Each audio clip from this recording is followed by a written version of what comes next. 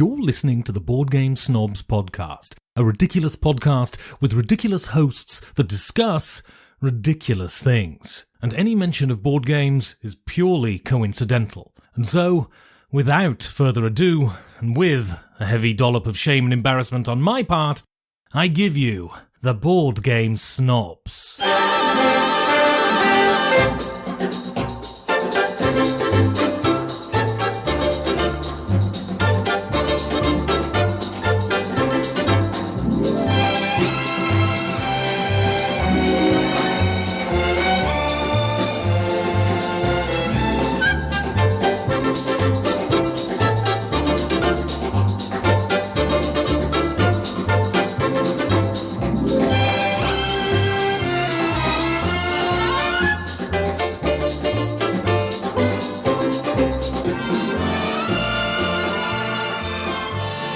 And go. And welcome to the Jerry Baker Show. Thank you all for listening. I am the host, the star, and the epitome of entertainment on this, the Board Game Snobs podcast. I'm pretty sure you already bought the title.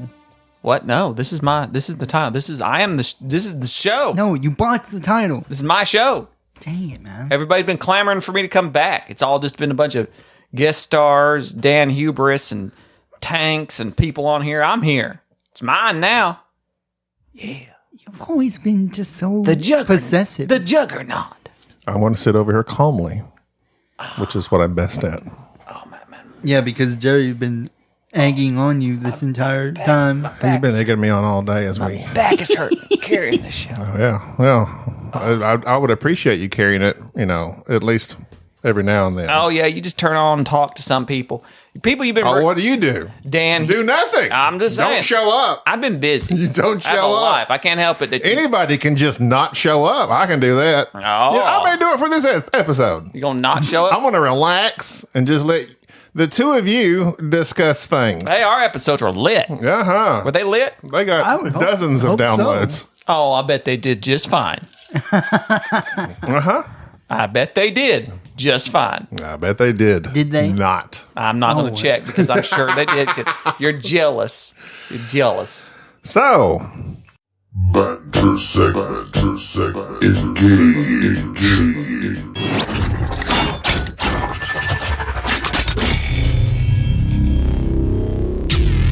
did you know? Oh, here it goes. We're going right into it. Did you know that Dan Hughes does the same thing that I do? What's that? Which is tries to move Calls you me an along. idiot? Yes. What? Berates me? Idiot. Idiot. Okay, so actually this is not a did you know. Oh. This is more of a personal anecdote.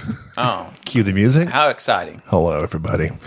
Okay, so I'm on Sling these days. What's that? Sling TV. It's like live TV, but over the internet. No idea what that is. Of course you don't, Sling because blade. you don't understand internet things. That's why you never post to anything. Sling. You hop on, Facebook, like every other old person. You hop on there and crack some.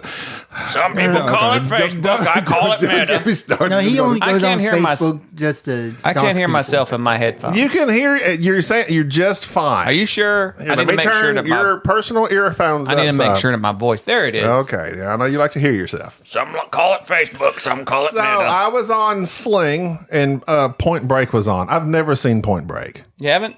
Never seen it. I watched the remake. Absolutely atrocious.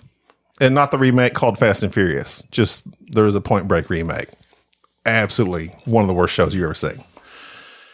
Anyway, so when what was his name? Johnny Utah. Mm-hmm. So Johnny Utah goes in to get his first surfboard. Hannah Montana. He goes into this surf shop, and this kid that's working the cashier or whatever, kind of chatting with him.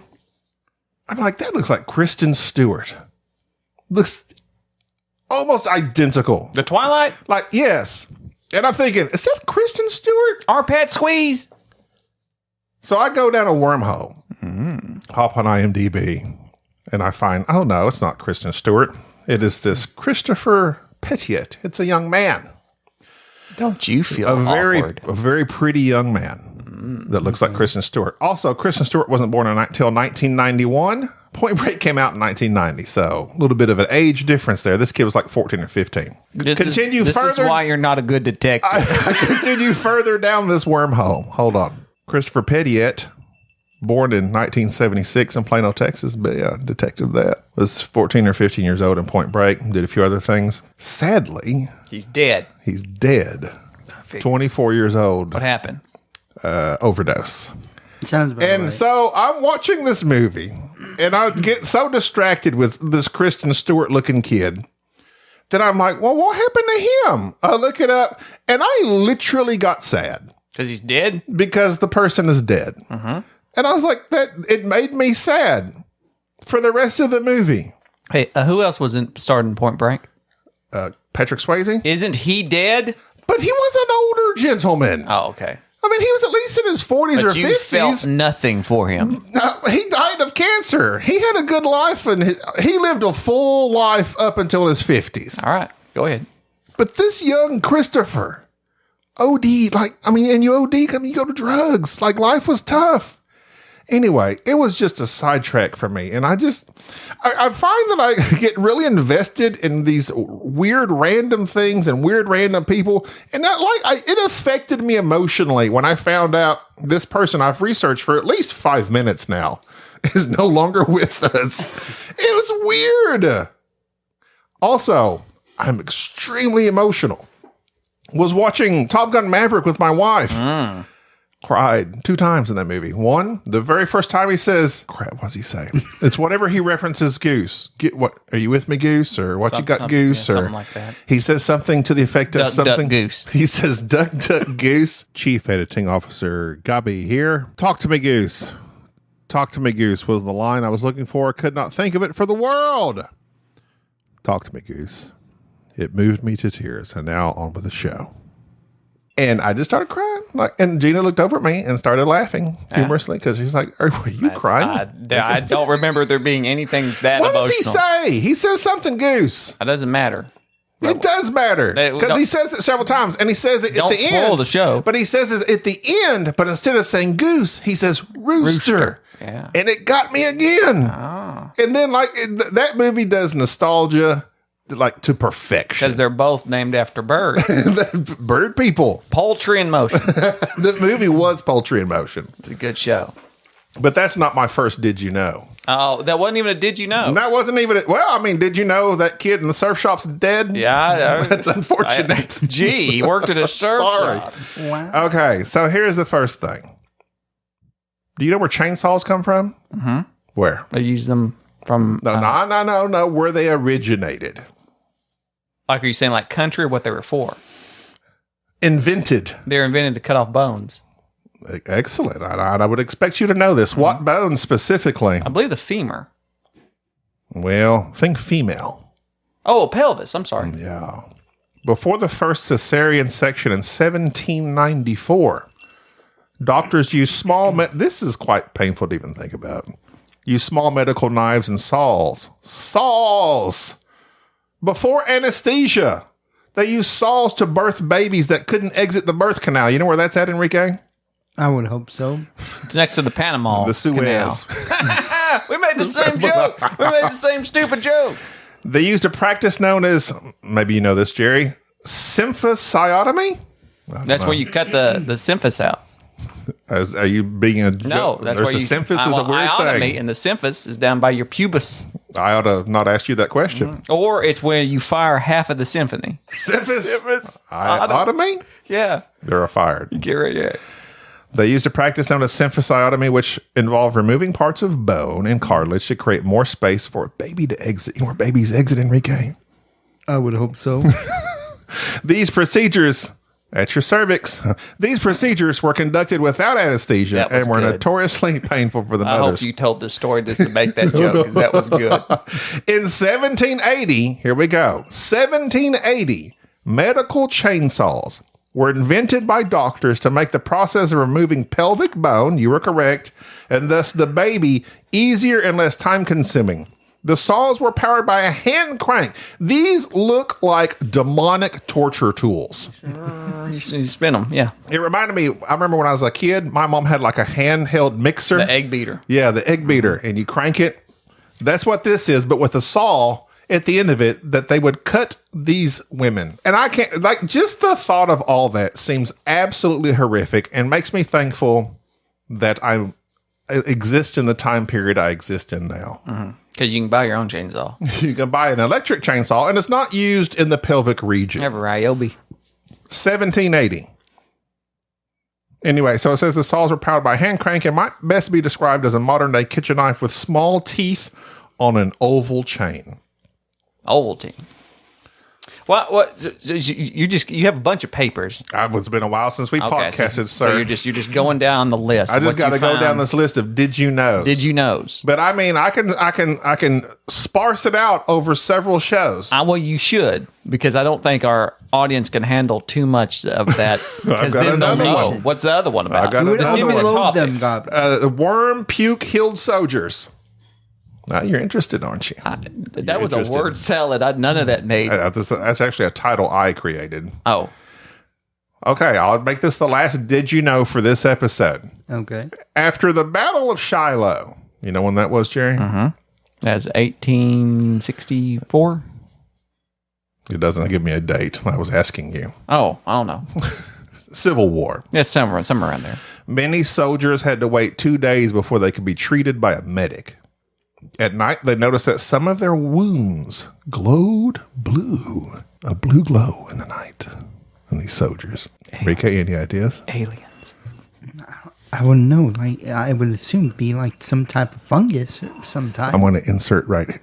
Enrique! What? Well done, sir! Yes. Look at you! He's a detective. Yeah, it would You have are to be. detective. Oh, it would have to be. It would have to be. I guess you disregarded the alien theory Jerry brought in moments ago. Well, I just figured it out. I was like, could be aliens. So they noticed some of their wounds glowed blue. Stranger still, after being treated by a physician, the soldiers with the glowing blue wounds healed faster than their non-glowing comrades. Now, I don't know why they said comrade. Like, are they Russian all of a sudden? No, comrades. No, it's not.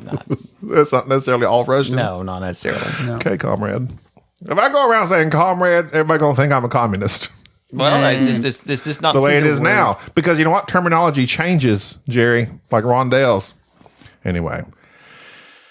It sounds like the stuff of legend, but in 2000, hey, what do you, I can't be reading and you leering over at Jerry and talking about me. No. It's just, He's just calming me down. He's keeping me centered. He's Okay. talking me down, talking me off my ledge. In 2001, a microbiologist suggested that the glow could have been caused by a type of bioluminescent soil bacteria known as Photopodus luminescens. The bacteria shares a symbiotic relationship. What was that again? Photopodus luminescens. The bacteria shares a symbiotic relationship with a tiny parasitic worm that uses the bacteria to feed on insects. When the worm vomits up the bacteria, these microorganisms expire. But usually they're not found in warm things. But these soldiers' bodies were so cold, the worms were on them, eating their wounds, their decaying wounds, and puking up this bacteria that helped to heal them. What was it again? Photopodus luminescens. Sound like some generic Harry Potter thing. You about to make some. You about Shazam! you about to make some fat person start glowing. That's the glow blue. But soldiers left outside in the rainy, muddy Tennessee nights could have caught hypothermia, lowering the body temperature enough to harbor the worms in their glowing bacteria. At that point, Photopodus luminescens would have killed the harmful bacteria infecting the soldiers, which explains why they healed faster. Worm throw up healed these soldiers. Worm puke.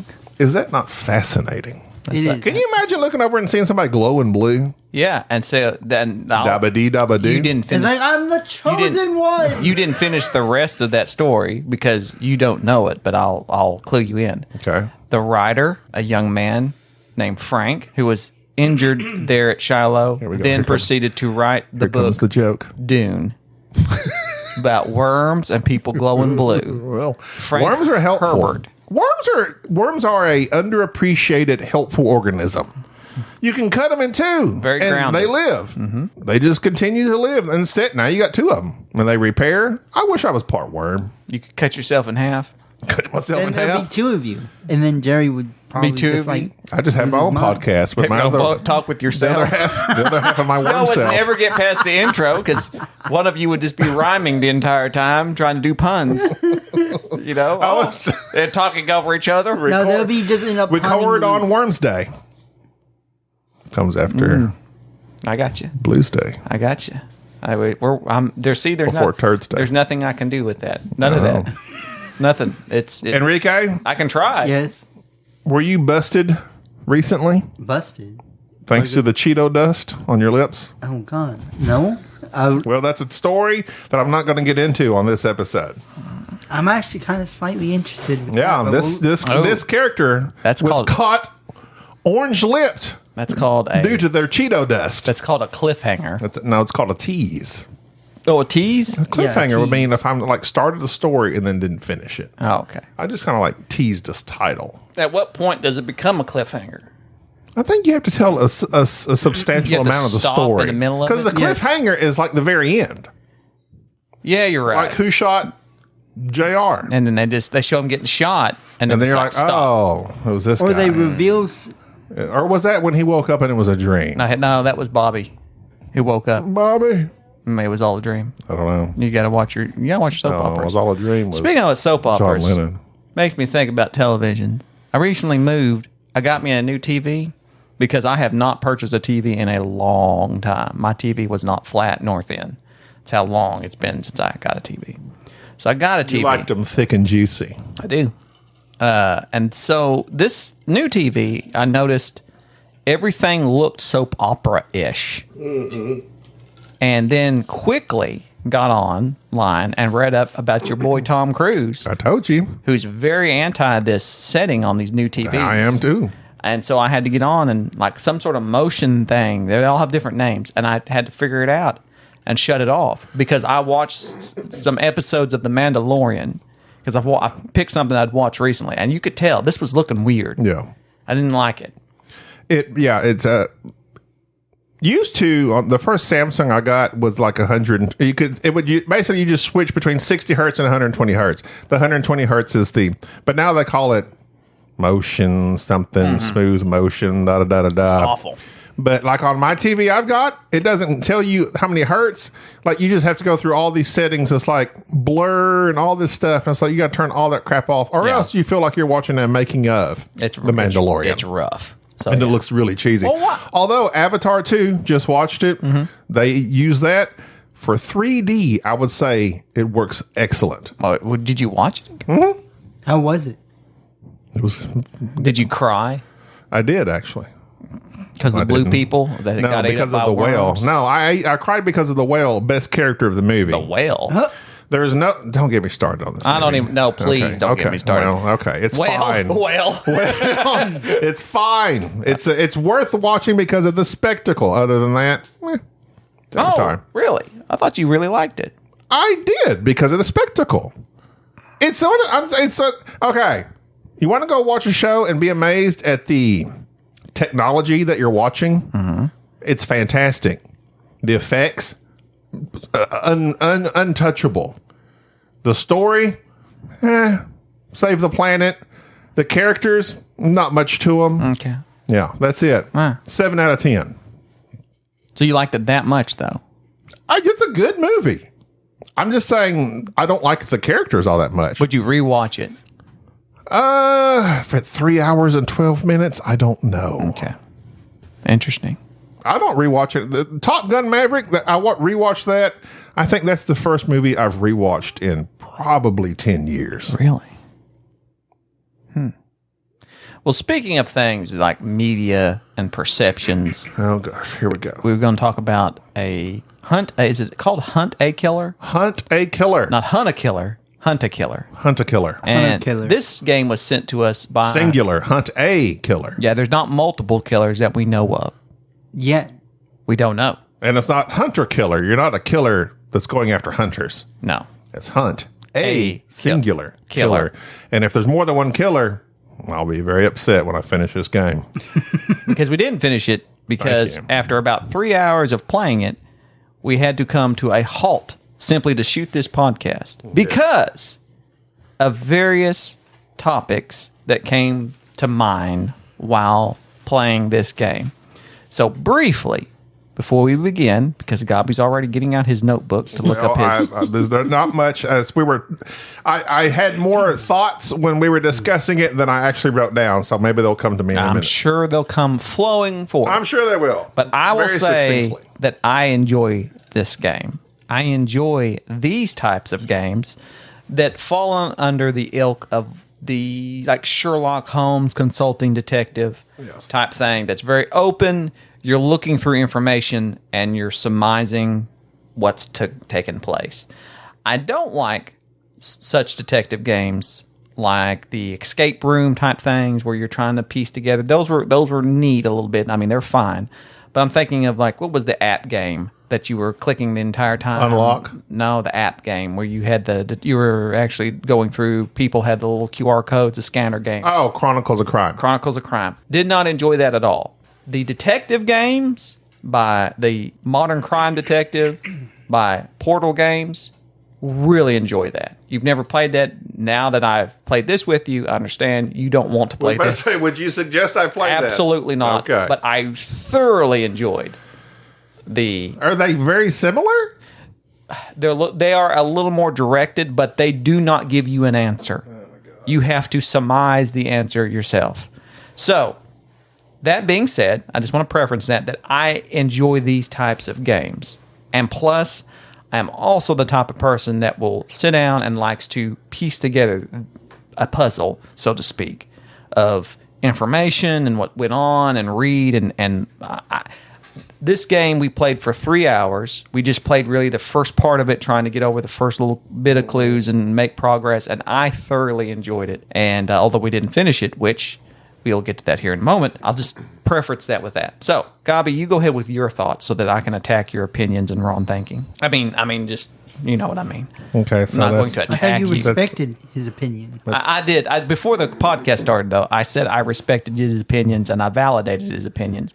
But I can't do that on the podcast because I have the persona of being kind of a contrarian. Oh, yeah, that's so right. I have to keep Cut this that out. Cut that part out. Cut that out. So go ahead and do your thing. Tell you how wrong you are.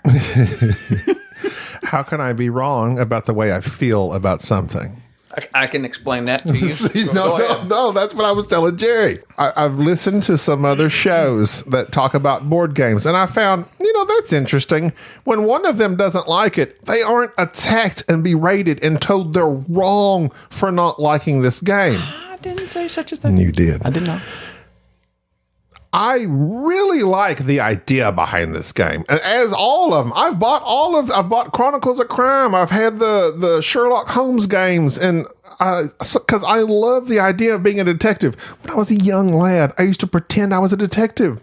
I would have a calculator case that held a calculator. Did you ever seen an old fashioned calculator, Enrique? That's not your phone. Just an actual calculator. Just tick, tick, tick. Yeah. Like that was the only purpose, is it was a calculator. Yes. So Mama used to have some of those, and they came in these leather cases for some reason. They were the perfect size that you'd flip over and show someone your FBI badge. So that's what I'd create on these like 5x3 cards. I'd write out these things and put them on the card. And I'm flipping on that. That's my badge. I love the idea of being a detective. I love detective movies. I love everything about it. I'm looking forward to watching The Glass Onion, whatever, the Knives Out sequel. I can't handle this game. It's overwhelming to me. You open this box and literally just pour out all this stuff that in this game, there was a certain section in this packet that you're supposed to take these things out and kind of create this cork board. And then there's all this other stuff in notebooks and letters and magazine articles and all this other stuff that we never even got to. And we've been playing this game for 3 hours, just trying to figure out the first part of this game. And that's what I'm saying. I love the idea of tracking down this person. In this game, a person died at this camp. Calamity Camp, I think is what it's called. Hunt a Killer Calamity Camp. Calamity Camp. Or Camp Calamity, whichever one. And we're supposed to find this code to get into his computer. We literally did that for those 3 hours. Never found the code, never figured it out. Everything's very vague. I never felt like anything clicked. We got a few things sorted, and by we, I mean Jerry. And Jerry gave Enrique this assignment of trying to figure out some of these ciphers and keys. And to me, it's just too much. I can't handle an overwhelming amount of information that I feel like I have to sort through. And there was her diary, there's a journal, there's a map, there's all this stuff on this board, and then they're two-sided. You flip it over, and this is all this other stuff. It was too much for me. We literally solved nothing in 3 hours. And I don't like that feeling of, I've been at this for 3 hours and we have accomplished nothing. We've accomplished nothing other than getting some of these things arranged in the order that they're supposed to be in. And I would push back against absolutely everything you said, but that's okay. That is your opinion on how you feel regarding the game. So do you feel like when you say we've accomplished nothing, you're basing that on in this game, the person that's giving you the case says you need to get into his file, and to get into his file, you need this passcode. Mm-hmm. We never got it. Okay, so and that's like I felt step one. Okay, well, you're looking at this as a progression of like you do this, and then you do this, and then you do this, and then you're rewarded by going down this. That's what I would like. Yes. Okay, well, that's not how these games generally work. You have to make your own kind of, I don't want to say scale, but you make your own progress. For instance, it's a story. So did we make progress? Yes. We learned about the 6 or 7 different characters that are in the game. We understood the relationships, and then we were focused on trying to organize this information so that we can then come to a conclusion about what this code was. And so, yeah, we made tons of progress.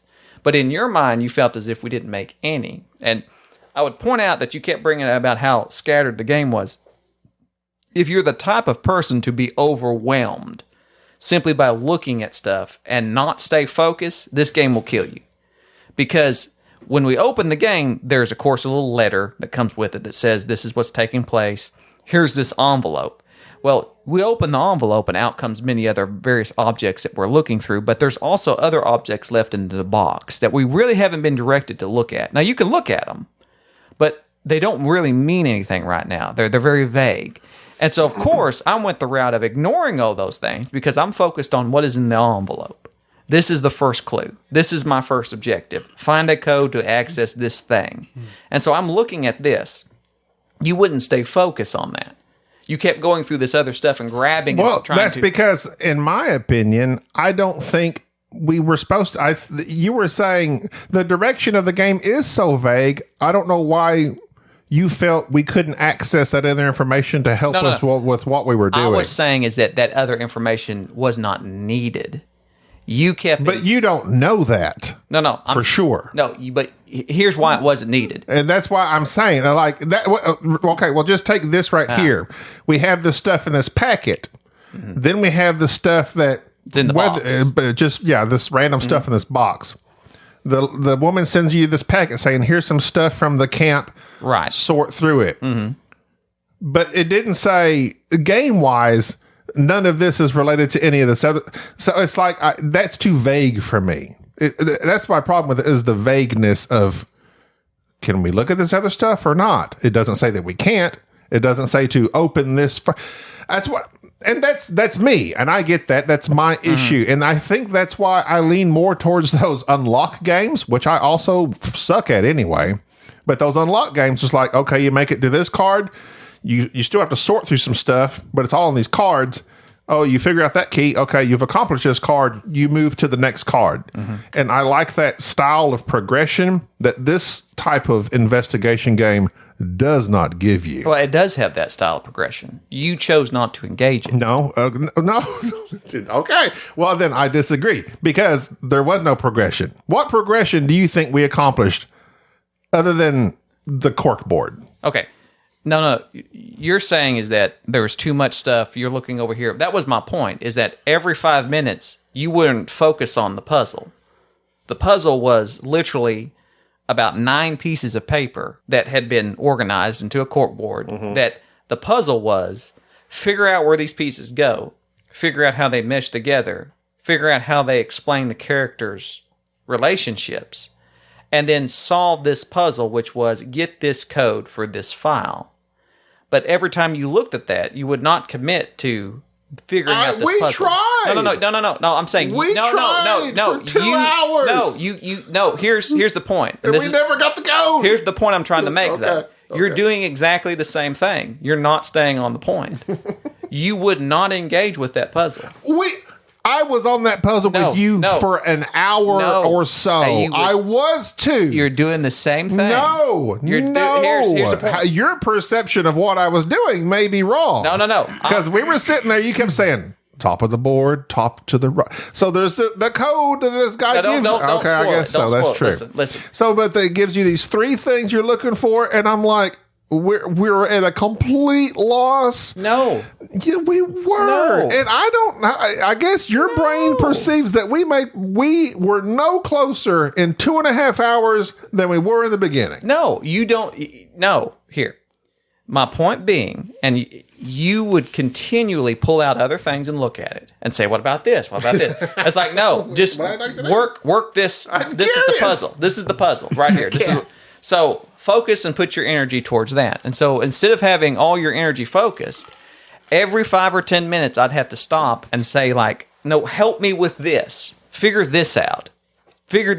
Help me piece this together. We didn't in 2 hours. No, we did. 2.5 hours. But here's my point. It wouldn't have been 2.5 hours if you had stayed focused. Are you kidding me? We had those pieces of paper that we finally, okay, now I'll grant you that. Yeah. We finally figured out this way they were supposed to be laid out. And that was, it gave me a little thrill when we figured some of that out. But I guess I guess that's not enough for me. And that's why I'm going to say, I think, like you said, there's definitely personalities this game is for and not for. I enjoyed figuring out, spoiler. I enjoyed figuring out this one part. But it's like, okay, we did that. But then I felt locked down after that. Like, I feel that we didn't make progress, even though you feel we did. And the reason about the whole progress thing was because instead of looking at the puzzle, you would go out somewhere else and dig through other things that had nothing to do with it. That's because I looked at the puzzle and couldn't figure out what we were supposed to be looking for. I know, but you didn't put any. You're saying I didn't put any. I most certainly did, and that's why I was getting frustrated. I'm like, I'm not figuring this out. Maybe we're missing something that the game hasn't told us to do yet, to hit this other box of stuff. The game is fine. I mean, the game to me makes perfect sense. I had zero problems with the progression of this. It was, here's this letter, here's what you need to do, here's an envelope with stuff in it. This is, open this up and help.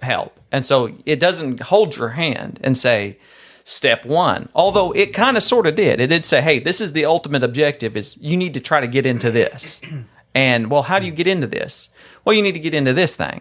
Well, how do you get into this thing? Well, you need to find this password. Here's this puzzle. Actually, there's like multiple puzzles, actually, to figure out, which we worked on. We were getting there, and we were making progress. And I guarantee you we would have gotten further. But that's, okay, well, here's another thing. I couldn't, you can't tell me, and we don't know when, because there were still several things we need to figure out. Right. And this game says like 180 to 300 minutes, which is 5 hours. Right. So we were halfway there. About right, yeah. But it's, it's about right. I would assume that, another couple hours you could have gotten there. And that's dependent on the amount of people. But here's my thing. Again, I'd say about an hour in, we started asking this question that this certain piece of information gave us. Where's this? We were asking that same question. That we got that question at an hour. I'd say we were still asking that same question an hour and a half later. We hadn't made progress on where is this point we're supposed to go to. That's frustrating to me.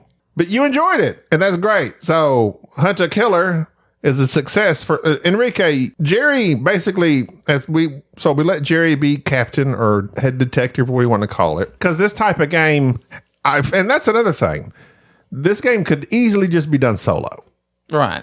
But you don't have the factor of, if you got a couple other people to play with, you could, and I do enjoy the back and forth of, well, what's this and how does this relate to this? I enjoy that part. I do. But there does have to kind of be someone in charge. You can't just have everybody doing what they want, which also doesn't, it's a cooperative game in that regards. So Enrique generally enjoys and does well at being given a specific assignment and fulfilling that assignment. I don't know that you fulfilled that assignment in 2.5 hours of figuring out these ciphers. Did you feel any fulfillment in that? In me decoding? Funny thing is, when I was putting the ciphers together, I'm missing something because it's just jumble. So I left it alone. I just read that diary thing, and I realized there are multiple people lying of where they've been, where they said that they were. Liars. And it's just one of them's a murderer. There's at least 4 or 5 people that are lying of where they've been. And so, see, you keep saying not making progress. We made progress because we understand the story of it and the characters and what was going on. And you're looking at it as a very linear. We need to solve this thing. I am okay. You're wanting to make an omelet without breaking eggs. No. I don't mind breaking eggs. I just want them broken within a certain amount of time. I think is me. Which is in 3 hours. Which is why they call it the first 48. It's this game will take us 48 hours to play? I'm saying the first 48 of a mystery. This is a game. I know, but this is... And I feel like they should tell you. This is what I would like. If this game said, hey, by this amount of time, you should have this first thing figured out. By this amount of time, you should have it figured out. If you do not, then you need to seek out these hints that we provide for you, which they do provide hints at this, their website, which we did not access because Jerry doesn't like using the hints. No. And I understand that because that's not real to investigation. If you want to do this like as kind of an RPG thing. Right. And I have like a general idea of like who wrote that certain note. It's just... But so your complaint is that the game is too free-formed. It is very... Okay. Excellent. Thank you. I argue with myself that I love the ideas of things, but when it comes to me actually fulfilling those tasks, I am not good at them. So hold on. Just real quick. Go ahead. So, for instance, free-form, you're saying that give me Tomb Raider, the video game, because I like that third person linear style of game. I do not want to play Red Dead Redemption where it's a freaking this is a open world game. Right. I don't like that in video games because I get too distracted. I don't know where to go exactly. I think that's just a personality thing. This game is not for me. It's too open world. It's too free form. I can't handle that. My brain isn't made for that. So you say, but you feel like you want to be a detective. I thoroughly love the idea. So what you're saying is your feelings are wrong. Apparently so. Thank you. So, according to your definition. No. You just said it. No, according to your definition. No. You feel like you want to be a detective. I want to be a detective. But I'm not. When doing detective stuff. But that's not wrong. I'm just not. No. But when doing detective stuff, you don't like. Well, okay, here's the thing. Why do you always feel like you have to make my feelings about a game, they're wrong, yours are right? No, I'm not saying that. No, I've already said. That's what you just said. No, I did not. You said you tricked me into saying my feelings were wrong. You said it. I just asked you. No, it's just I want to be a detective, but I'm not geared for that. Okay, so perhaps... Here we go. Perhaps what you enjoy about the idea of being a detective is the idea of being able to figure something out. Yes. In a finite amount of time. Yes. 30 minutes. Like the regular. I played this for 2.5 hours, and at 2 hours is when I started going, okay, guys, when are we going to be done? I really don't think you used the term give me an hour and a half. Play it very loosely. I'm saying is that your perception of a detective is something that you see on television where they see something A, B, C, D, they go down the line and they finished it within a small amount of time. That is your perception. It needs to be wrapped up in 52 minutes with commercials. There you go. And so my point is that this type of game is very free-formed, and people who will not focus, who aren't the type to say, I'm going to take this information and go, I don't have to have everything spelled out for me. How do you say not focused as opposed to I can focus for a certain amount of time? I was focused. I was with you until an hour and a half in. No. I'm saying there's when and then I begin to lose focus. okay. I'm trying to think of what that's because that's a good term. That's a good question. What do you mean by stay focused or lose focus? My definition of focus is that when I'm engaged in an activity, however long that activity is, I can give a certain level of energy towards it. That makes sense. Like I'm in it. I'm in it until I'm in it until it's done or till it's that's not me. Okay. So that's my definition. So like when you pick up a book and read it, when I pick up a book and read it, I can read it, even if it's a book I really enjoy, an hour tops. Okay. No, if I truly love a book, if I'm into it, there is no, I'm in it. I'm in it till it's done. 5 hours later. Basically, yes, there is no. Basically, you could also say you're very passionate about doing the thing you're doing as well. And it doesn't have to be passion. Well, I'm trying to figure out. But it can be intertwined. I'm trying to focus. Is that just? I mean, basically, they call it now ADD or whatever. It's a lack of attention span. I can give something attention for a finite amount of time. Okay. I'm glad you brought that up. Okay. So first off, before we end this, I'm going to just say now. We're not going to end it because we have an email to get to. I know, but I'm going to end this thought regarding this game. I thoroughly enjoyed this hunt a killer thing. This is something that I would probably subscribe to this and be thrilled to death to do this, and would be just fine doing it by myself. Or with my wife, because my wife would get into this in a heartbeat. I can see that, the two of you. And even Enrique. We were sent this copy. They reached out, Jerry. They reached out and said, hey, we'd like to send this to y'all. They very nicely did so. We had a good time. I had a good time up to 2.5 hours. Jerry is willing to go on. I would still be playing it. Yeah, he would still be playing it. So I think what we established is this game is for certain types of people. But before you lose your thought, go ahead. If you like Sherlock Holmes Consulting Detective, this is up your alley. If you like certainly the Modern Crime Detective by Portal Games, I love that too. Then this is up your alley. This is the same vein. Thoroughly enjoyed it. If that's something that you want to do, I mean, definitely check out Hunt a Killer. But my point is about being focused. Recently, I read a book on about creativity. I thought about this a lot when I was listening to your podcast with Daniel Hubris, Mr. Dan Hughes, which that would be a great... Dan, I made you a mixtape, Hughes. Is that the name of the game? The mixer tape? Mm-hmm. That would be a great superpower for Dan. He's hubris man, just walking around being very pompous. Nothing can lower his self-esteem. But anyways, the book was on the War of Art, not the art of war. The War of Art. The War of Art, yes, by Pressfield. Did it take you longer than an hour to read? 3-4 hours. Oh. All at once? But this, yeah. And so this book was discussing about how, as writers or any type of creativity, you have to become a professional. And basically what this gentleman goes on to explain is that creativity is not just something that you have, it's something that you commit to. Mm-hmm. So, and I've often harped on you about, various things regarding creativity, because I think you are very creative in certain veins when you choose to be. And what this brings up... You ought to be. What this brings up... That's a big vein. It's the largest. It's the largest vein. Isn't it? Straight to the cockles of your heart. The aorta? It ought to be. It probably is. But the idea that you are a professional, meaning you want to do something creative, you show up and you do it. You commit to doing it no matter what.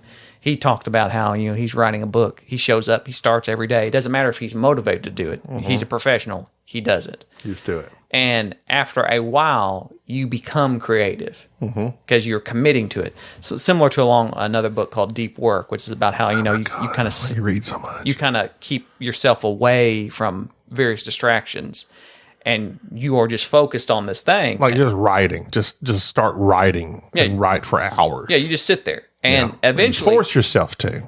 You not force. I would have to force myself to. And that's a weird phrase when you say force. It's as if it is, because this is another thing that's very interesting along the lines with Pressfield's work, is that we use language or ideas that make it seem like we don't have control over it. Like, you don't have to force yourself to do anything. You can control yourself to do it. It's whether or not you want to do it or not. So, for instance, to force Enrique to do something, I'm going to have to physically threaten him, fight him, do something. I want Enrique out of this room. He says no. There's going to be me pushing him, fighting him. Fisticuffs. Yes. Forcing yourself. My money's on Enrique, like, just FYI. You're not going to be able, like, forcing yourself. Like, the idea is you just don't want to do it. You're fighting against something internally that just says, I might not want to sit here, but I can physically make myself sit here. I'm not forcing myself to do it. I'm choosing to sit here. So, for instance, along these lines, let's take this podcast and my editing. To edit this podcast, depending on the length, is generally several hours. Right, because of my Tourette's. And I cuss enormous amount of time. Your frenetic cussing. Yes, I can't help it. So, oh, wait, hold on. I've tuned you out. Hold out your nose breathing. It's okay. Go ahead. But yeah, your cursing is very abundant. No, I turned up your microphone. Don't make it worth something. Don't Tourette saying shit. So I always say I don't enjoy editing, but I think deep down I do enjoy editing. But because I can edit this podcast for as long as it takes me. Right. And I will do it. And oftentimes, because of this self-imposed timeline, if we publish on Tuesday, 11 p.m. Central Standard Time, sometimes I'll stay up late on Mondays and just edit for hours and hours, trying to just get everything, whatever. But I'm just saying that's something that I feel like I don't enjoy, but yet sometimes I feel like I force myself to stay up and do it. And my point is on that is that is because that is a creative output, because you take a lot of pride in the sound or the editing of this podcast for some reason. I do. And you particularly like doing, not necessarily like doing it, but you like the product of it. And so because of that, you're not forcing yourself to sit here and have to fight with this. You're being a professional. You're showing up to something that you are very creative at. And you're taking pride in doing something that you might not get enjoyment out of, but you feel as if you are capable of doing to a high degree. So would he just be like trying to will his way through into doing? Not necessarily that, but it just brings out that whenever you commit to being a professional in something. And so one of the things that it talks about in this book is that how we often offer excuses, and that it's just a natural thing that we procrastinate or something that tells us deep down that we say we're not going to do this. And we all have the universal same excuses. Like, how does somebody have this much time? Like Enrique? Well, no, like Dan Hughes. Dan Hughes make another game. Hello. And it's like, Dan does this and this and this. And he's a nurse for he's doing this, 36 he's doing hours this a and week. doing this. The thing is that Dan is no doubt showing up and deciding, this is something I want to do. He probably does not get a lot of enjoyment out of running Kickstarters or various other aspects of making a game. But professionally, he shows up and does it, even though from the time factors of it, he could very easily sit and say, I don't have time for this. I don't have the will to do this. But that's what being a professional is about, is that you commit to a creative endeavor and you just show up. And the output of that might not be that great at first, but you continue on until it does. You just chip away at it, so to speak. And so this thought process of, I don't have time, I don't have energy, I don't have this. No, when you sit down and think about it, and this was very eye-opening. I believe the author brings out about how much time he spent each day working on something. It basically equated to him spending 30 minutes in the morning, 30 minutes of the evening. Mm-hmm. And he's like, can you get up a little bit early? Mm-hmm. Or can you work during your lunch break? And it's like, no, you like the amount of time that you put into something, it seems so insurmountable. But really, when you break it down, how much time do you waste? A lot. On TikTok? On TikTok, on various other things. Instagram. That is legitimately just you wasting time. I got to clear out them stories. So when you commit to being a professional, to doing something that is creative and saying, no, I'm going to design a board game. And I'm going to get up an hour early each day. And I'm going to sit in my office and I'm going to look at something. And from Makes this sense. time to this time, I'm going to do it. And you get up, and first several times you do it, maybe you don't do nothing. Like you just stare at a blank piece of paper. You've always told me you're going to make a board game. I wish you'd make a board game. I do. I have an idea that I actually have. When Dan says you just toss it out there and just massage it. Well, I like Dan's idea of it being something that you make a bad board It's going game, to be garbage. and in then the you just beginning. improve on it. Do you believe that you're creative? No, actually, I objectively feel like I am. If I do anything that's least bit creative, I'm shocked by it. But see, I've read like you've done like some writing and like reviews and stuff, and your writing to me is very creative. But it's because I put in work. When I want to be creative, I know I can be. A few months ago, I watched somebody draw something that shocked me. I think I was at work, if I'm not mistaken. And The somebody, drawing shocked you? yes, it was. It's just this kid at work. Somebody's kid come up to work. They were taking him to school. Was it a light bright? And they just sat there and drew. And as I'm sitting there going, how's this kid? I was like 14, 15 years old. How do you draw like that? Because my handwriting's atrocious. Practice. And they're like, well, you buy pencils and you just Start sit and do drawing. it. Yeah. And which is what I did. I bought some pencils on Amazon. And then I sat one day and just messed around and realized this is awful. Like I just kept drawing random stuff. And then finally I watched some YouTube videos. This is how you shade. This is how you do this. Okay. And then it was very nice. There's applications on your phone that you can look up and show you step by step how to do things. And I drew something that to me, when I was done, it was really, if you had told me I drew this, I wouldn't believe you. Like What was it? It was a random A dragon no, it was an anime character. with a new Jerry atop it. It was a riding atop the it was a- dragon. You are the last one. You are the only one. You are the only one. Owen. You touch me. Why do you have me doing this now? You saddled a dragon. Saddled a and dragon. drew yourself riding atop it nude. You'll, That would be amazing. I would love to see that. you always have my heart. So why are we on this subject I'm again just saying, when it comes to the Hunter it Killer game? shocked me because I put forth effort Focus. and That's what focused we're on talking something and about. sat I've lost focus on why we were talking and about went, it. why is this? And so This conversation's gone on too long. so these games like this, like this kidding. hunter killer thing, to me it is like I look at it as a creative endeavor. Like this is a challenge. This is something where somebody else has pieced together a puzzle and they're saying this is going to be hard for you to figure out, and I'm going, yeah, but I bet if I spend enough time I will. And like I'll take this home and sit and enjoy this thoroughly. That's why I find it interesting you think of it as creative endeavor, when to me I think of it as like a logical puzzle. So it's more like you have to have this logical type mind.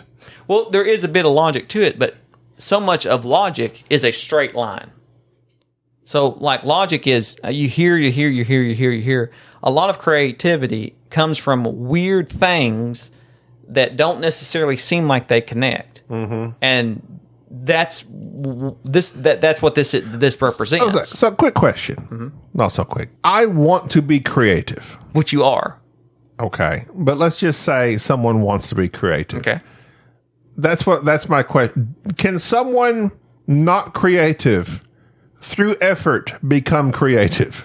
Is that like something like, because like some people are like, oh, they're artistic. Like, kids in high school that just drew stuff. Oh, they're artistic. Can you work at becoming creative along the lines of what you're saying if you just sit down and work at it? Okay. Well, I feel like that would be like a yes, but it's a very complicated yes, wouldn't it? hard work beats talent when talent doesn't work hard. Oh, look at you. And so you can be inclined to do something. You could be good at something.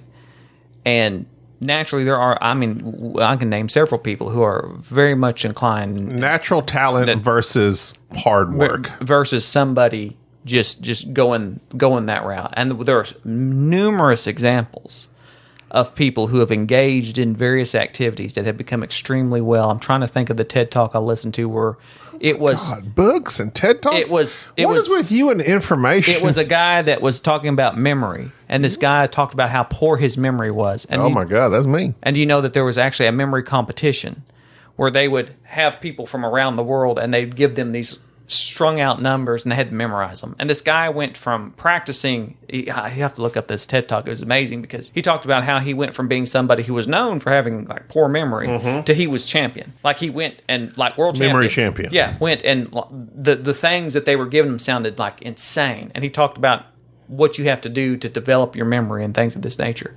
And there's various other people who have won these competitions. I think it was like, you see that meme all the time about the guy who's like the French Scrabble champion, and he doesn't speak French. He's like an American. And like just picking up various talents that they just put in the work. And they go, I'm not geared towards this, but I'm going to become this. And if you devote the time and energy to it, then yes, you can become creative. So the whole point of the war on art and various aspects of it is that... I think they should shorten that to the WART. Well, being creative is that saying that I'm not a creative person or being creative. That's a cop-out. A misnomer. It's something that people say who don't want to put in the work. Is that laziness? Yes, you're trying to convince yourself that you can't do something by saying... Well, I'm not creative. I think that's one of those things growing up that people often, it's like, people like to put people in categories. Right. And it's like, oh, left-brain people or left-handed people. I've heard this in my whole life. Left-handed people are creative. I've heard that. Y'all never heard that? Uh-huh. Mm-hmm. You have heard that. Oh, yeah. Okay. So left-handed people are creative because you're using your right brain. The right side of your brain is more creative than, I don't even know. Is that science? Probably not. That's probably just old wives' tale stuff. I'm left-handed. And I've never felt creative. There's things I enjoy. I like reading. When in high school, I enjoyed fictional writing that we would do to make up stories for the teacher and we turned in. Mm-hmm. But I haven't done that since then. And I feel I think that leans to your point of why haven't I? Well, because I don't have a homework assignment to turn in. Right. I'm in real life and I'm working a job. I have a family. But that's something I used to enjoy doing. Why don't I keep doing that? I have no answer. Like, if I enjoyed making fictional stories, I could have done that and then become a writer. Right. But it takes you sitting down and writing that stuff out. Like I've also said about being a stand-up comedian. So many of them just sit down and they just write jokes. Right. And they just, correct. And they just write, right? Right. Right. And We're they the just right write, writers. and they write, and they write, and they write, and they write. And they just, it's just, I like your point. It's not so much a creative endeavor as it is a practice of, it's more of a practice of discipline. Right. Right. I keep telling you start writing. Why aren't you listening? Okay, so let's wrap up Hunter Killer. Let's get to an email. Do we have to do an email? Yes. Okay. We have to at least do one. I enjoyed Hunter Killer. Jerry thoroughly enjoyed Hunter Killer. I want to finish it. And I am going to finish Well, the two of We y'all will finish have at it. yes, just fine. I very much enjoyed don't have the brain for it. I enjoyed it. And now, letters from our adoring fans and hate mail from our adversaries. We have a David Hamilton email as a Dear Snobby. David Hamilton. And David Hamilton, I think he's from Down Under, I believe. Because he asked, if I were to visit the U.S., what states do I avoid and why? Oklahoma. I say all of them except Hawaii, Alaska, and maybe California. Unless you want to go see the big city. Here's the thing. In all of these states, I just want to see stuff I've seen in the movies. That's the biggest thing. The entire middle of the United States, just skip it. Fly over it. You could go see New York City. That's cool. Boston. That's cool. It's like one of the earliest cities here. Skip over to California. Go to Hollywood, LA. That's cool. Then Hawaii is gorgeous. Alaska is like another world. Skip all the rest of it. Just skip all the rest of it. There's nothing to see in Texas, Oklahoma, Kansas. Wyoming has that. There's a national park there, right? Grand Teton. Huh? The Teton Mountains. Okay. Like that, No, but that's not what I'm it's talking about. called. Wherever the Jackson Hole. Jackson Hole. I've been there. It's very There's some nice. pretty stuff there. I mean, you might see some pretty things, but you could literally skip all of the middle part of the United States. No, there's a lot of nice stuff there. It's a different culture. It just depends on what you're looking for. He also says, did you fulfill your childhood dream profession? Where did you go wrong? So he's assuming we did not. I didn't. I did not. Okay, what was your childhood dream profession? Mine was, it was very beneficial because my father crushed my dreams. I wanted to be an astronaut. That's what I've got. Oh, did you?